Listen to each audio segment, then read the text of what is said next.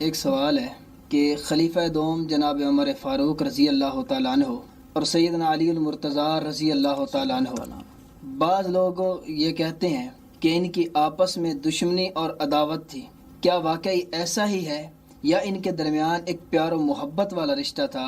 اس حوالے سے ہماری رہنمائی فرمائیں۔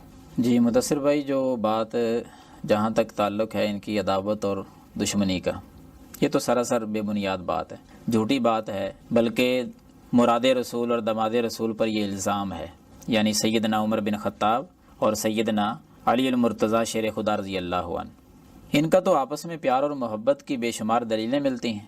ان کا تو رشتہ ہی بڑا عظیم رشتہ ہے، آپس میں محبت ہی محبت ہے، آپ جس طرف دیکھیں گے آپ کو پیار ہی پیار نظر آئے گا، دشمنی والی بات تو دور تک نہیں نظر آتی۔ آپ احادیث کو پڑھ لیں، صحیح بخاری کو پڑھیں، سنن نبی داود کو پڑھیں، مصنف ابن ابی شیبہ کو پڑھیں، مسند احمد کو دیکھیں، بڑے دلائل ملتے ہیں۔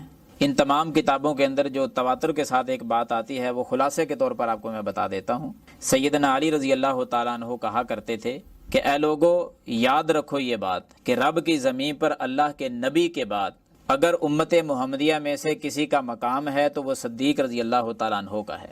اور پھر فرماتے تھے کہ سیدنا ابو بکر صدیق رضی اللہ عنہ کے بعد سب سے افضل ترین شخصیت وہ عمر فاروق رضی اللہ تعالیٰ عنہ کی شخصیت ہے۔ یہ محبت تھی تو تبھی دوسرے نمبر پہ نام لیا، اگر عداوت اور دشمنی ہوتی تو دوسرے نمبر پر امت محمدیہ کا بہترین انسان تو نہ عمر کو قرار دیا جاتا رضی اللہ عنہ۔ اسی طرح صحیح بخاری میں واقعہ موجود ہے، سنن نسائی میں بھی آتا ہے، شیعہ کی اور بہت ساری کتابوں میں یہ بات موجود ہے کہ سیدنا عمر بن خطاب رضی اللہ تعالیٰ عنہ نے سیدنا علی رضی اللہ تعالیٰ عنہ سے ان کی بیٹی کا رشتہ طلب کیا، جن کا نام ام کلثوم کتابوں میں آتا ہے، حدیث میں آتا ہے۔ تو جو سیدہ فاطمہ رضی اللہ تعالیٰ عنہا کے بطن پاک سے پیدا ہوئی تھی، ام کلثوم، ان کا رشتہ طلب کیا سیدنا عمر بن خطاب رضی اللہ عنہ نے اپنے لیے۔ تو سیدنا علی رضی اللہ تعالیٰ عنہ نے رشتے کا اظہار بھی کر دیا، اقرار بھی کیا، نکاح بھی کروا دیا۔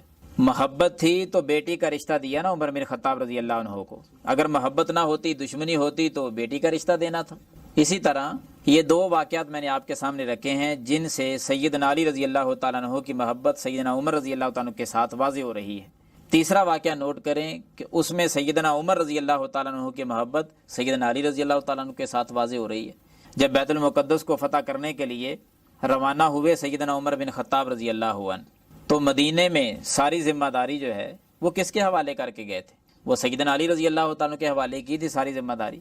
دشمنی ہوتی تو ذمہ داریاں نہیں دی جاتی، اعتماد نہیں کیا جاتا، اعتماد اسی پہ کیا جاتا ہے جس کے ساتھ محبت ہو، وہ سیدنا علی رضی اللہ تعالیٰ عنہ کے ساتھ۔ یہ پیار اور محبت کے سلسلے چلتے رہے حتیٰ کہ سیدنا عمر بن خطاب رضی اللہ عنہ کی زندگی کا اختتام ہوا، اللہ کے پاس جا رہے ہیں، دفن ان کو کیا جا رہا ہے۔ صحیح بخاری میں، صحیح مسلم میں واقعہ موجود ہے۔ سیدنا عبداللہ بن عباس فرماتے ہیں کہ میں قبر کے پاس موجود تھا، عمر رضی اللہ عنہ کو دفن کیا جا رہا تھا، میرا اچانک کسی نے کندھا پکڑا، بازو پکڑا اور کھینچ کر مجھے مخاطب کیا۔ میں نے اچانک پلٹ کر دیکھا تو وہ سیدنا علی رضی اللہ تعالیٰ عنہ تھے، اور وہ کچھ جملے کہہ رہے تھے۔ کیا الفاظ تھے؟ کمال کے الفاظ تھے، اور محبت کا اظہار اس موقع پر بھی کر دیا۔ سیدنا علی فرما رہے تھے کہ مجھے یقین تھا کہ اے عمر، آپ اسی جگہ پہ دفن ہوں گے اپنے ساتھیوں کے ساتھ۔ ساتھی کون ہیں؟ نبی صلی اللہ علیہ وسلم اور سیدنا ابو بکر صدیق رضی اللہ عنہ، وہ پہلے وہاں سے دفن ہیں۔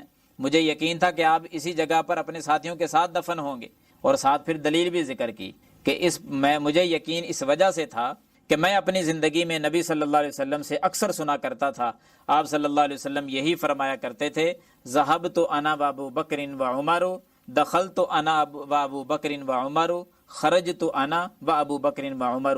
معنی مفہوم یہ ہے کہ میں بھی گیا، ابو بکر اور عمر بھی گئے، میں داخل ہوا، ابو بکر عمر بھی داخل ہوئے، میں نکلا، ابو بکر عمر بھی ساتھ نکلے۔